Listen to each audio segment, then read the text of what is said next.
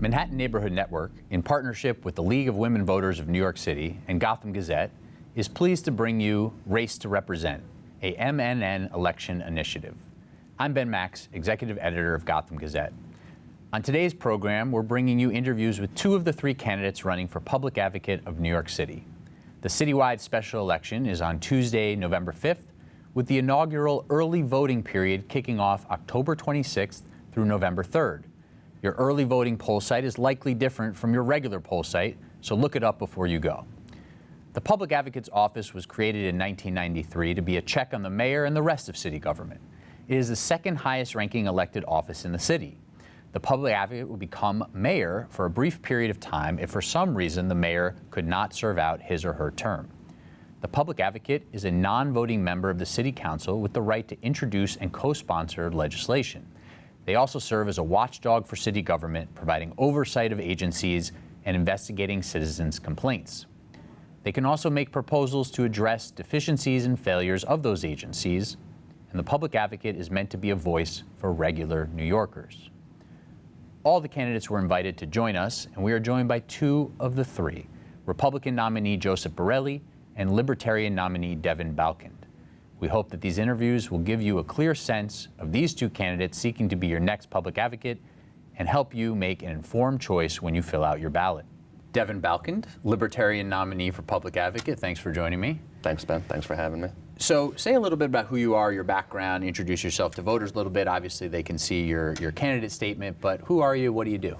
Basically, I had a revelation after graduating college that the open source software movement is a great way for society to work.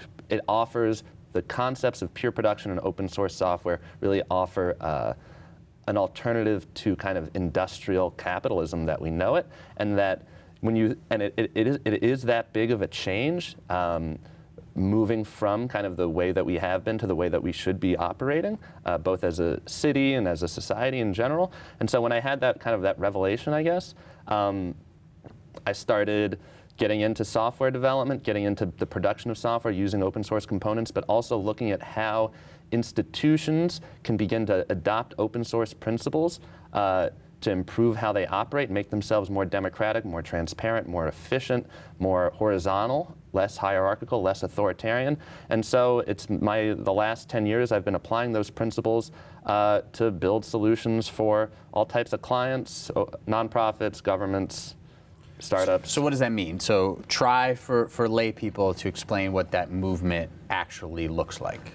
The open source movement. The open source You're movement. building tools. Well, so I appreciate the help. I mean, long story short, we have this concept of intellectual property that we consider to be very old, right? That we consider like, oh, the copyrights are the way that we have to do business. That's the way innovation takes place. And there's kind of this mythology around brands applying copyrights to smart ideas that create innovation. That's actually a bit of a myth, and that the way innovation actually happens is by people sharing ideas together, documenting those ideas in collaboration, and then using the best parts of those ideas to produce outcomes. Now, I understand that that's abstract, so when it comes to, I guess when it comes to like open source is a democracy of ideas. It's a meritocracy of ideas. It's actually how government is supposed to work. It's how it's how civil society kind of is supposed to function. That's what they teach us in schools. I mean, if you think about what happens on like in a lawmaker's in like the Capitol, supposedly, as people are debating ideas, these debates are happening in public. People are indicating, they're providing feedback and saying like, this is a good part of that idea, this is a good part of that idea. Let's bring these best parts of ideas together to turn them to create a synergy, to make something that's better than either of these ideas individually. And so that's the way laws. Legislation. That's for legislation, but that's also true with how software is done, and it should be true with how we run our bureaucracy. But instead, what happens? And so I know that this is kind of getting into the guts of how government works, but instead what happens often is that people are trying to protect their own position. They don't make it clear what they're doing within government in terms of like how the bureaucracy works, and they're trying to keep information separate, because if information's all integrated, then people might have to do their jobs differently. Services might actually be reorganized. And so right now what we're looking at is an industrially organized government with all of these different agencies in information silos, each one kind of trying to solve potential problems, you know, that they encounter, but there isn't a holistic vision because there isn't a holistic concept around how government should actually function. How, and that concept needs to be about transparency at its core. That it has to be that we are running transparent operations. The government is investing its resources in making, for example, its capital budget transparent and open, like wanting the public to actually give feedback. So the public can see it and, okay, yeah, you said right, it, wanting and the public weigh to, in. Wanting the public to give feedback, actually looking to the public. One of the key parts about the open source movement is that everyone's a potential contributor. And so the government should be going out to the public and saying, these are the capital projects in your neighborhood. Take pictures of them. Tell us what you think about like the capital projects that we're going to be investing in. That happens. But also, I mean, there's meetings, there's community board meetings. And this is a great example, right? So, I'm sure you've been to your fair share of community board meetings, right? And so, if we think about government as delivering quality products and services, quality experiences, product services, kind of like a business. A community board meeting is not a quality product or service or experience because it requires 3-4 hours of your time. Often, you know, it requires a lot of time. You get very little ability to deliver feedback.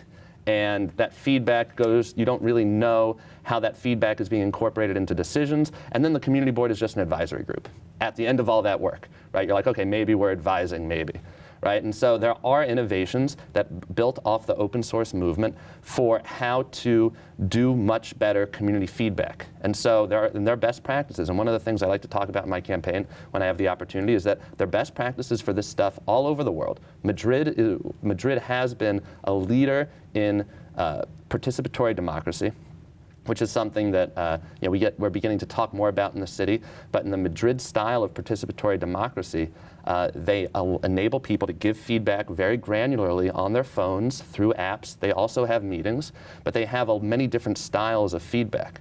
So, for example, their participatory budgeting program in Madrid says anyone can propose any type of project. They have 4 or 5, 10,000 projects are getting proposed for any participatory budgeting cycle, and which is very different than the way the city does it. The way we do participatory budgeting is, maybe 10 projects per council district. Maybe there's, and then created by a committee that requires going to a lot of meetings to be on. First, you have to get selected to the committee. Then you have to go to a lot of meetings. Then you have a few. You get 10 options. The committee produces 10 options. People vote on 5. In Madrid, there are literally hundreds or thousands of options per district. Okay, and then the public can just go and they can vote on their phone for these options in like a much more casual but much more engaging way. And so what happens with that? They have 10% of their population, 4 million people, with a population, 400,000 of them are using these apps to tell the government what they think, to tell them how they should invest the money in projects, but also they're doing things like sortition, where for difficult issues, and I think this goes well with like our charter process that we just went through, right? So like, what's a different way for us to do a charter process? The way they just did a charter process, it's as if the internet doesn't exist, right? They have like experts come in to like these rooms to talk about stuff, panels and testimony, which is fine. But there should be but it's as if the internet doesn't exist. So another way to do this, and what's been popular in Ireland, what's becoming popular in Spain, is the concept of sortition, which is the ancient Greek concept, where you take 100 random people, randomly select people, put them in a room, you can videotape them, you can let them be the panelists, let them get access to experts and let them kind of make recommendations about what should happen with the charter. In a city with the resources that we have, we could be using sortition, we could be doing like aggressive participatory budgeting, radically democratic participatory budgeting, and we could be doing, and they also have citizen proposals, which is, anyone can make a proposal, and if you get enough online votes from residents, then like your proposal is introduced to city council. So these are the things, let's transition it to the role of public advocate that you're running for. Absolutely. These are the things that you want to try to institute in New York City, or even would institute from the public advocate's office? How does that work? So your vision. My 2017 campaign was all about these types of participatory democratic approaches. And yeah, there's a lot that we could do. Now we have a civic engagement commission that might be looking at some of this stuff. What's important to realize, though, both when it comes to participatory democracy and kind of how the public gives feedback to the government, as well as the operations side, which is digital transformation. Like, how can we transform the way government operates from an industrial mode to a collaborative peer-to-peer mode?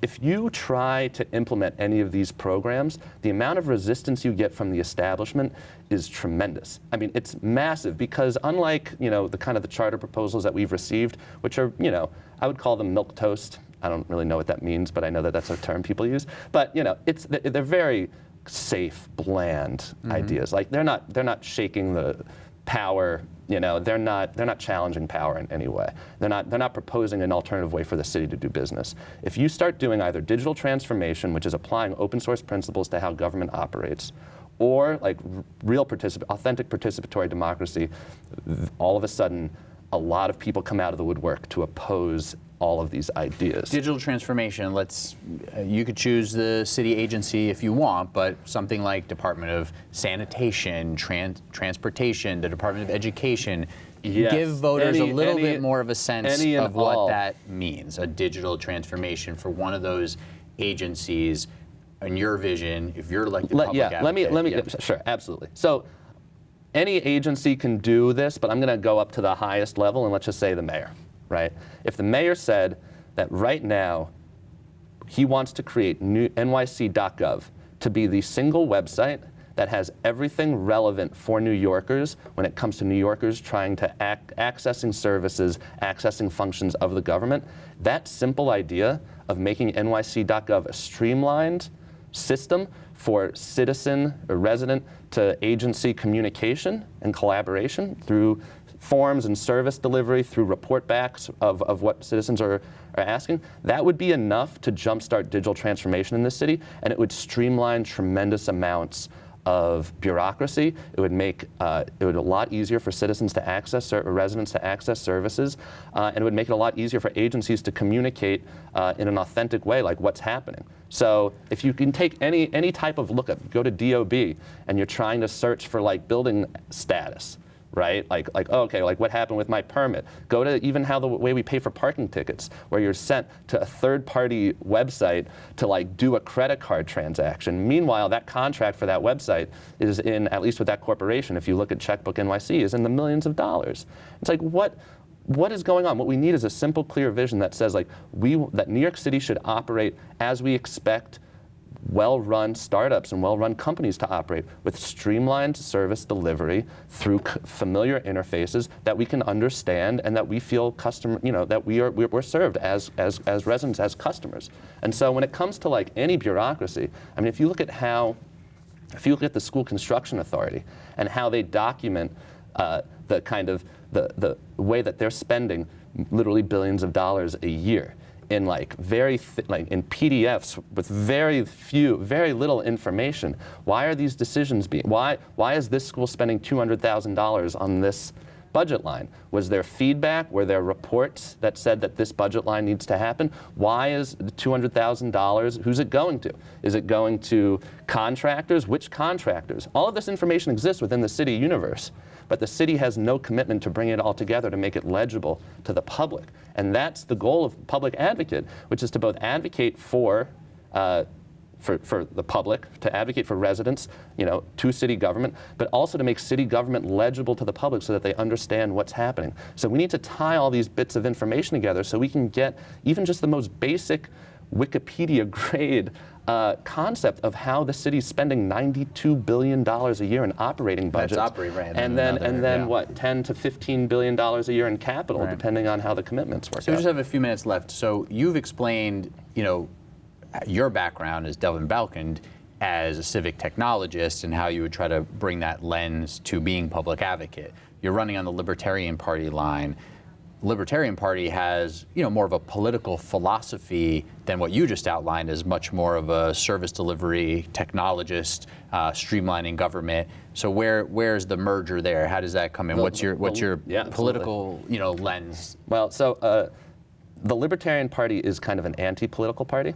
If you look at the people who are familiar with the Democrats and the Republicans, which is basically everybody who cares about party politics, if you look at them, they are extremely hierarchical, extremely proprietary information management organizations. You don't even know who's on. They had to do had to do a whole investigation to even know who's on the DNC.